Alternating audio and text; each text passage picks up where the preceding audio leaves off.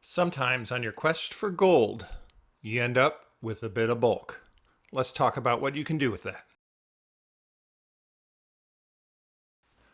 Hi friends, welcome back to Nearly Sane Games. I'm Neil, and today I'm going to talk a little bit about that extra cardboard that you end up with when you're cracking packs.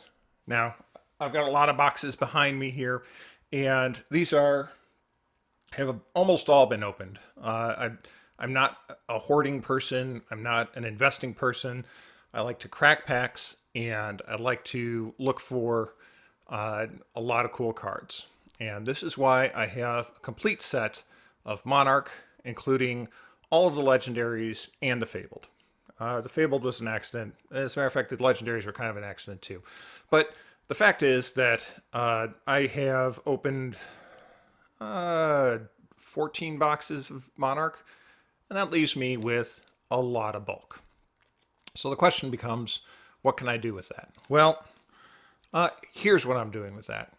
I am packaging these up, and I'm going to send these off to my local card shop to give these away as learn to play decks.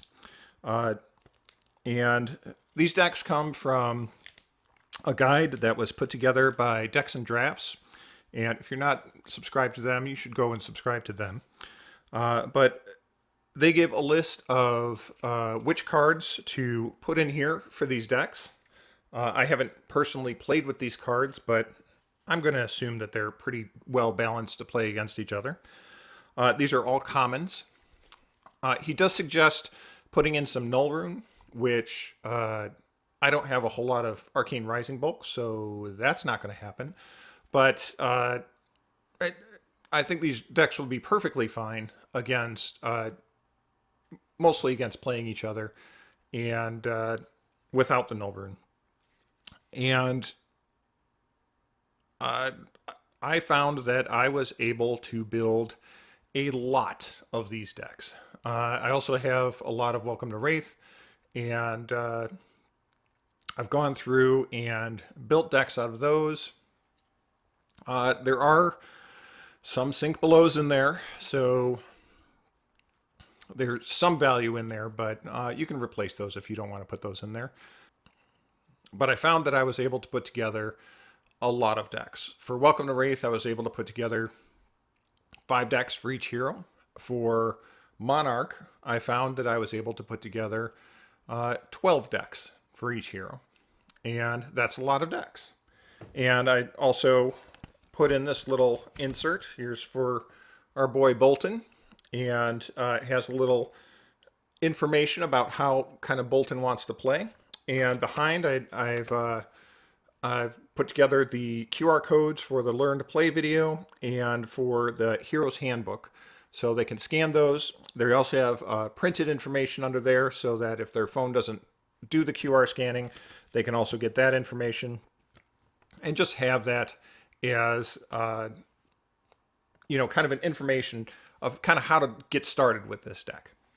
I've also put all these into long boxes, so they're an easy display, and people can come and take a deck or take 2 decks and play against each other and get to learn the game.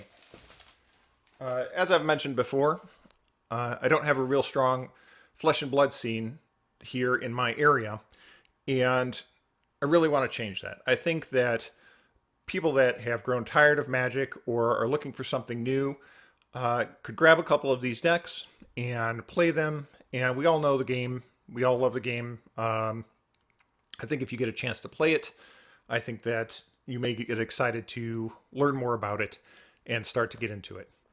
So I'll leave links below in the description about the PDF file that Decks and Drafts have put together about putting these decks together, as well as my files for putting together these little pamphlets.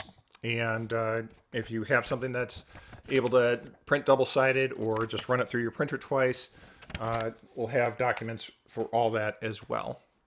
So that's it for today, just a short video. If you have extra bulk, maybe you consider putting this stuff together.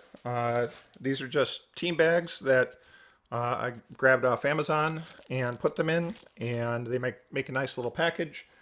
And I think that they'll be a lot of fun, and hopefully we can get some more players in my area and get kind of a local scene started. So until next time, you've been watching Nearly Sane Games.